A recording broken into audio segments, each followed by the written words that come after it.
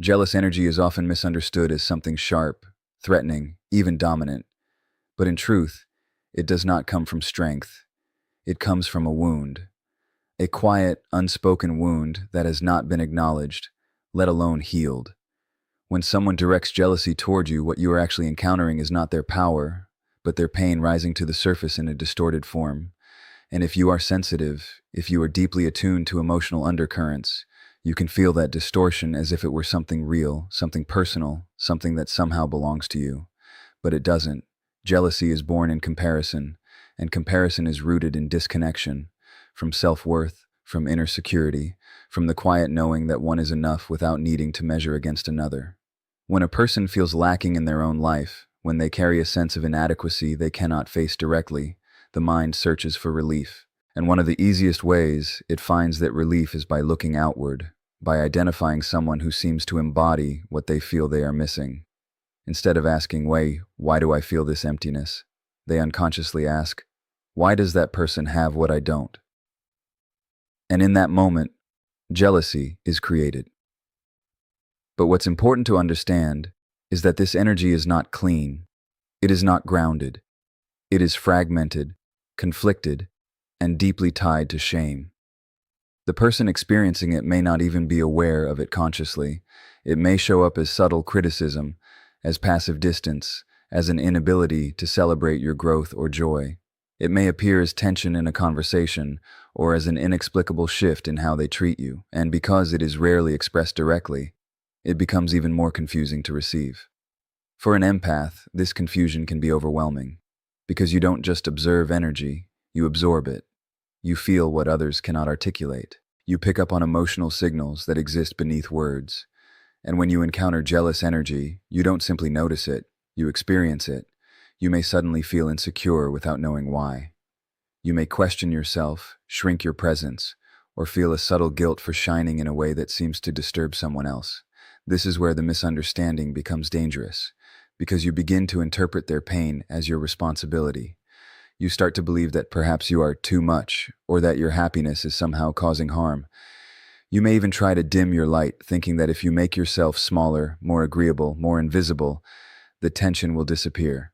But it won't, because the source of that energy was never you to begin with. It was their unmet need, their unprocessed hurt, their disconnection from themselves.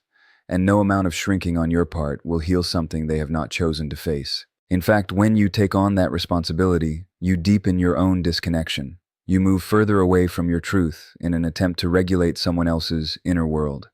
And over time, this creates exhaustion, resentment, a quiet loss of identity. This is why it is so important to see jealousy clearly, not as something to fear, but as something to understand. When you recognize that jealous energy is rooted in pain, something shifts within you. You stop personalizing it. You stop interpreting it as a reflection of your worth. Instead, you begin to see it as a signal of someone else's struggle, a struggle that deserves compassion, but not self-sacrifice. Compassion does not mean absorption. It does not mean carrying what is not yours. It means witnessing without taking ownership. And this distinction changes everything, because when you no longer absorb jealous energy, it loses its ability to distort you. It may still exist around you, but it no longer enters you in the same way. You begin to feel a sense of separation, not as a barrier, but as clarity. You can acknowledge what is present without letting it define your internal state. And from that place, your response becomes different. You don't react with defensiveness or guilt. You don't try to fix or manage the other person's emotions. You simply remain anchored in your own truth. You allow others to have their experience while staying connected to your own. This is not indifference. It is emotional maturity. Because true strength is not in controlling how others feel. It is in not losing yourself in the process. And for an empath, this is one of the most important lessons to learn. That not every emotion you feel is yours. That not every tension you sense requires your intervention. That not every discomfort is a call to shrink. Sometimes it is simply a reflection of something unresolved in another person. And your role is not to carry it, but to remain whole in its presence. When you begin to live from this understanding, something profound happens. You stop fearing jealous energy. You stop seeing it as something that can harm you.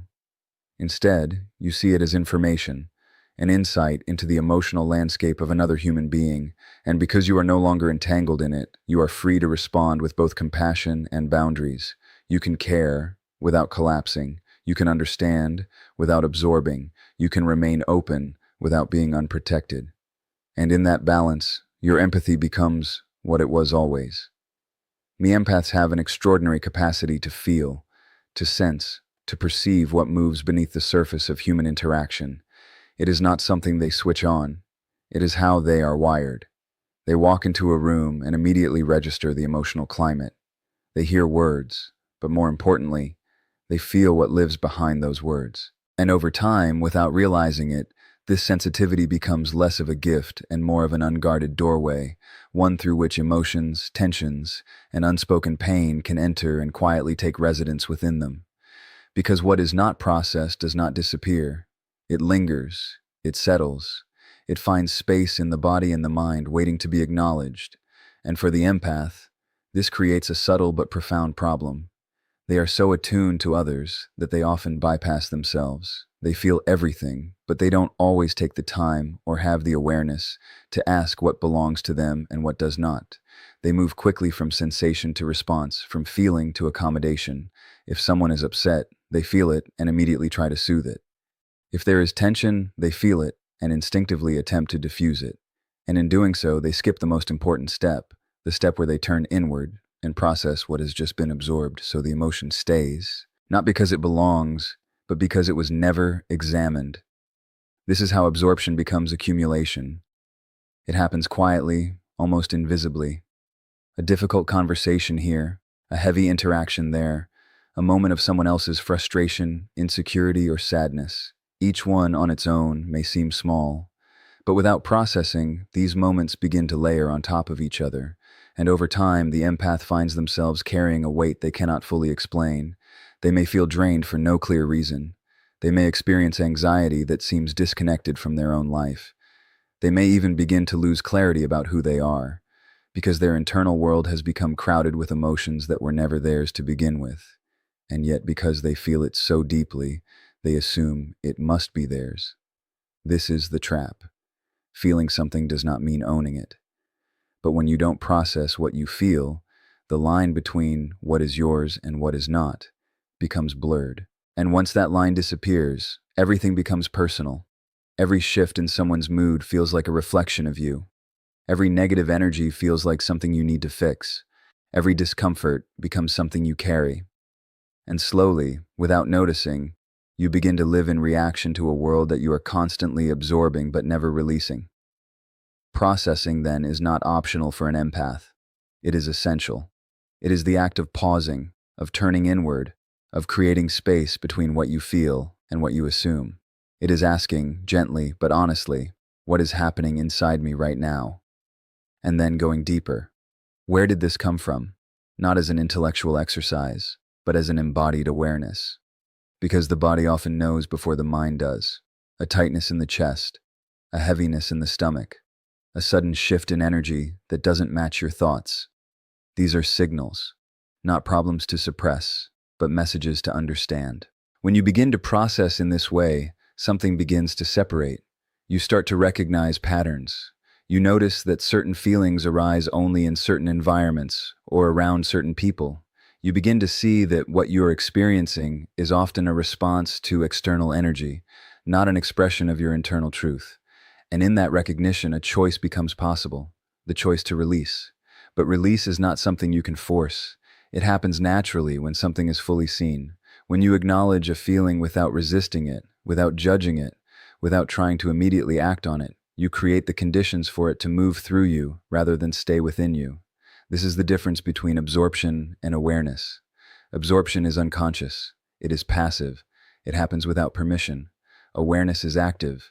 It is intentional. It creates space.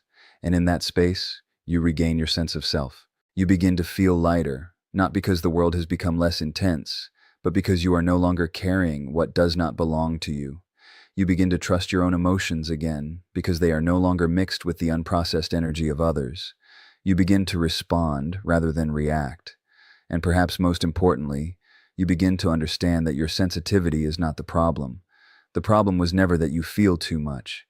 The problem was that you were never shown how to process what you feel, because many empaths learned early in life that their role was to attune to others, to anticipate needs, to maintain emotional harmony.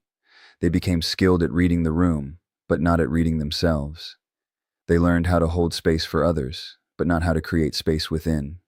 So they grew up with an open heart, but without boundaries around what enters and what stays. And this is where the shift must happen.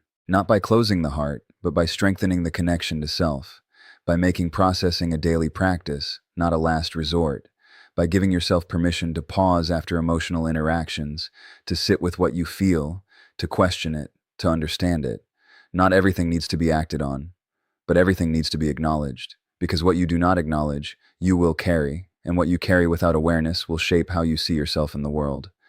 But when you begin to process, truly process, something changes at the core. You become a filter, not a sponge. You still feel deeply, but you no longer retain everything you feel. You allow emotions to pass through you, to inform you, to teach you, without letting them define you. And in that shift, your empathy becomes sustainable. It becomes grounded. It becomes something that nourishes rather than depletes. Because you are no longer absorbing blindly. You are engaging consciously. And that consciousness is what protects you, not by blocking the world, but by allowing you to move through it without losing yourself.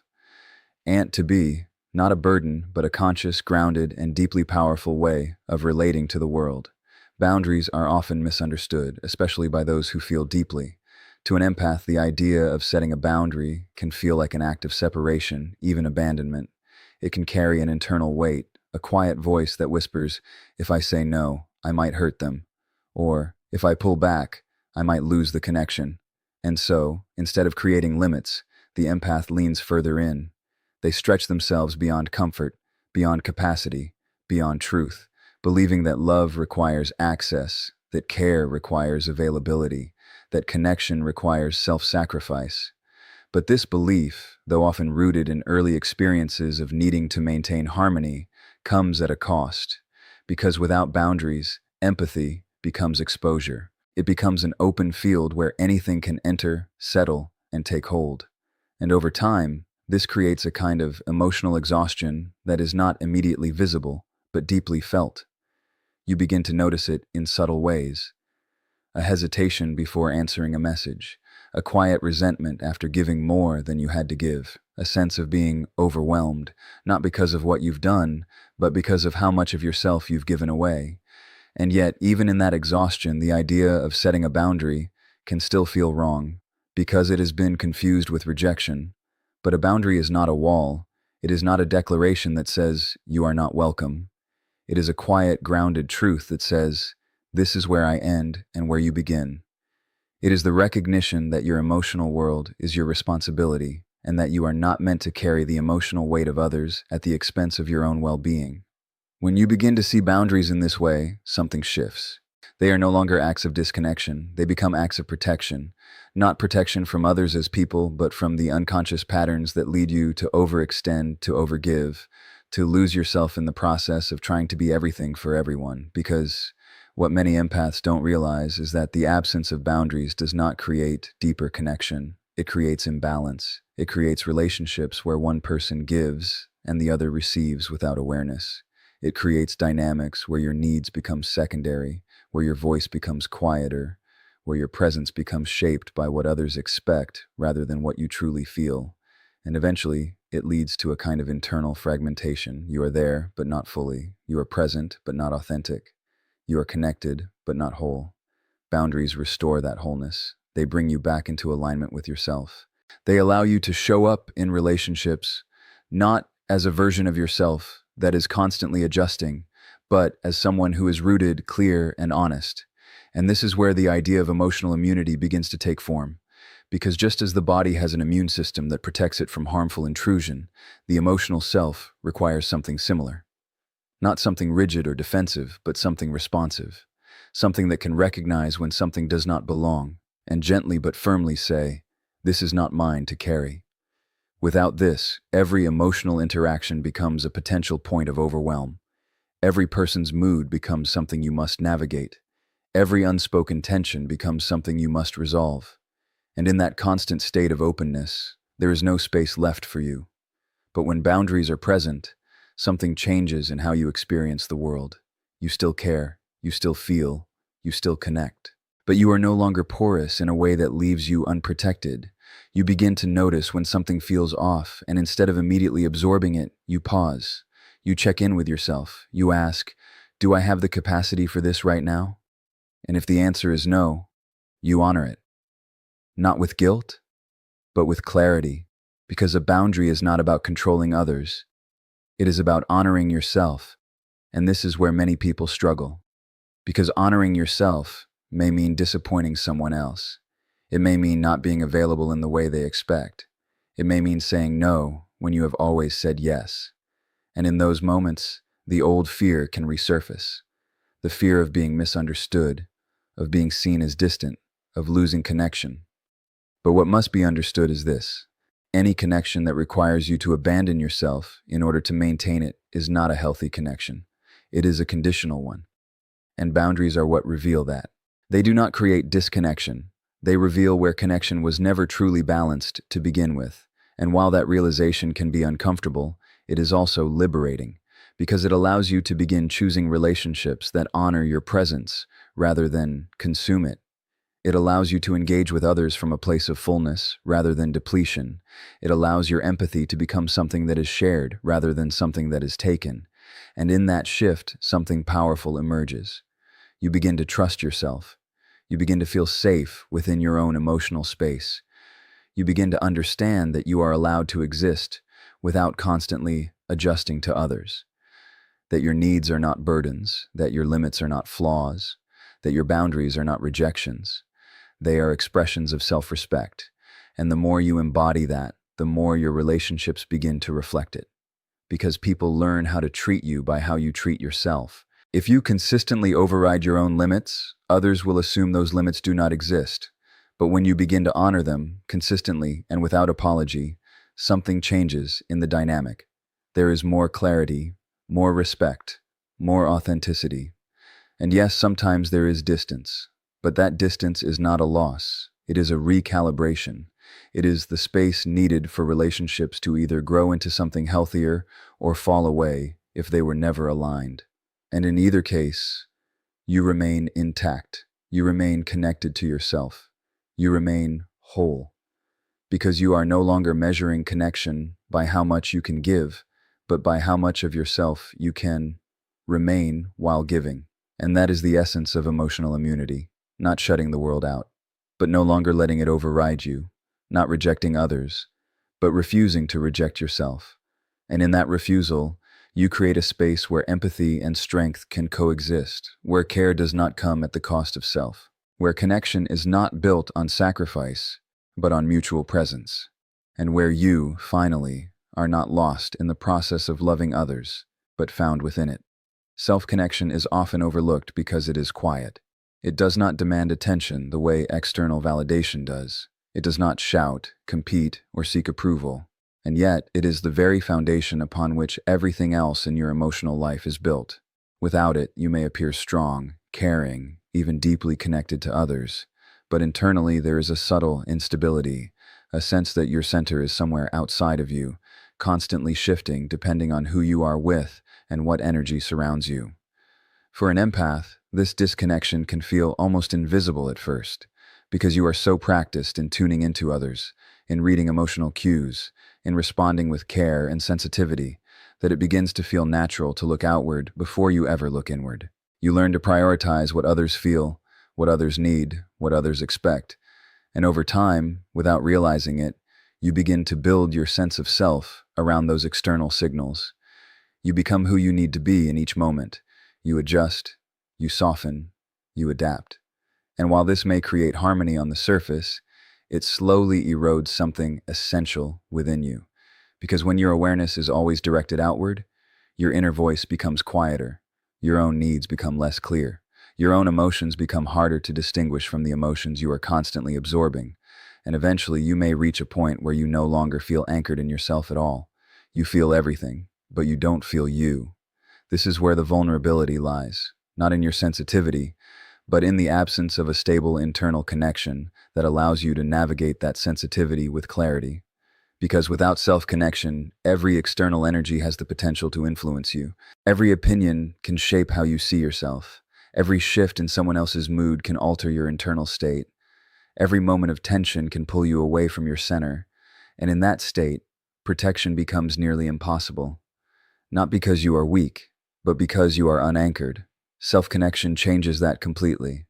It is the act of returning to yourself again and again until your inner world becomes familiar territory rather than an afterthought. It is the willingness to sit with your own emotions, not just the emotions of others. To ask yourself what you feel, what you need, what is true for you, without immediately filtering those answers through the lens of how they will affect someone else. This is not selfishness, it is alignment. Because when you are connected to yourself, you begin to move through the world with a different kind of presence. You are no longer reactive in the same way. You are no longer easily pulled into emotional currents that do not belong to you. You begin to notice the difference between resonance and absorption. You can feel someone's pain without becoming it. You can witness someone's struggle without losing your own stability. And this is where protection emerges, not as a defense, but as a natural byproduct of being rooted in who you are. When you are connected to yourself, you recognize your own emotional baseline. You know what calm feels like in your body. You know what clarity feels like in your mind. So when something enters your space that disrupts that baseline, you notice it immediately, not with panic, but with awareness. And in that awareness, you have a choice. You can choose to engage or to step back. You can choose to offer support or to preserve your energy. You can choose what stays and what moves through. Without self-connection, that choice is often lost. You simply absorb, react, and carry. But with self-connection, you become discerning. You become intentional. You become someone who is no longer at the mercy of every emotional wave that passes by. And this is what makes it the highest form of protection, because it does not rely on controlling the external world. It does not depend on other people behaving in a certain way. It is entirely internal. It is something you carry with you, regardless of where you are or who you are with. And that makes it stable, reliable, unshakable in a way that external defenses can never be. But developing this connection requires something that many empaths find difficult at first. It requires turning toward yourself with the same compassion you so freely give to others. It requires listening to your own discomfort instead of overriding it. It requires honoring your own limits instead of explaining them away. And perhaps most importantly, it requires letting go of the belief that your worth is tied to how much you can give, how much you can hold, how much you can endure. Because as long as that belief remains, self-connection will always feel secondary. You will continue to reach outward for validation, for approval, for a sense of belonging that can only truly come from within. But when you begin to shift that belief, something profound happens. You start to experience yourself differently. You begin to trust your own perceptions. You begin to value your own emotional experience. You begin to feel a sense of home within yourself that does not depend on anyone else. And from that place, your interactions with the world begin to change. You are still open, still empathetic, still deeply attuned, but you are no longer lost in the process. You remain with yourself, even as you connect with others. You stay grounded, even in the presence of intensity. You hold your center even when others are unsteady. And this is what makes your empathy sustainable, because it is no longer fueled by unconscious absorption, but by conscious choice. You choose when to lean in, you choose when to step back, you choose how deeply to engage, and in that choice there is freedom. Freedom from the constant overwhelm, freedom from the confusion of not knowing what is yours, freedom from the quiet exhaustion of carrying more than you were ever meant to carry. And in that freedom, something else emerges, a quiet strength, not the kind that hardens you, but the kind that steadies you, the kind that allows you to remain open without being unprotected, the kind that allows you to care without collapsing, the kind that allows you to move through the world with both sensitivity and clarity. And it all begins with one simple but deeply transformative act: coming back to yourself, not once, but consistently. Not only when you are overwhelmed, but as a way of being. Because the more you return to yourself, the more familiar you become with your own inner landscape. And the more familiar that landscape becomes, the less likely you are to lose yourself in someone else's. You begin to recognize your own voice amidst the noise. You begin to feel your own truth beneath the layers of external influence. You begin to stand in who you are, not as a reaction to the world, but as a grounded presence within it. And in that presence, protection is no longer something you seek. It is something you embody. Because when you are truly connected to yourself, there is nothing outside of you that can define you, distort you, or diminish you without your awareness. And awareness, in this sense, is everything. It is what allows you to remain open, yet intact, connected, yet grounded, empathetic, yet whole. And in that wholeness, you discover that the protection you have been searching for was never something you needed to build. It was something you needed to remember, something that has always existed within you, waiting for you to return to it, waiting for you to choose yourself, fully and without hesitation, because in that choice you do not lose your ability to love others. You finally learn how to love yourself in a way that makes every other connection stronger, clearer, and more true. And that is the kind of protection that cannot be taken from you because it is no longer dependent on anything outside of you. It is rooted in the one place that will always remain yours.